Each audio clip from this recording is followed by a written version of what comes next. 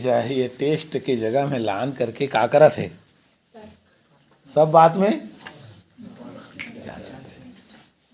आप अपन चाल चलन के द्वारा ये बात प्रकट करता कि आप अनंत काल पिता के साथ स्वर्ग में रहना है या अनंत काल आप आग के झील में नरक में बिताना है।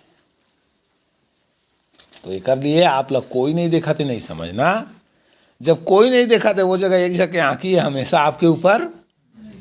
चाहे वो गुप्त स्थान में हो मौका दी। मैं पहले बोला था आपने यीशु मसीह परीक्षक के सामने लान के खड़ा कर दी, तो आप लोग भी ऐसे परीक्षक के सामने लेकर के कौन जाइए। उकर शैतान के ऊपर दोष नहीं लगाना, शैतान ये सब काम करे भाई, परमेश्वर आप लोग इसी के सामने में लेकर जाइए। अब परीक्षक आई वो कर आपके असली टेस्ट सामने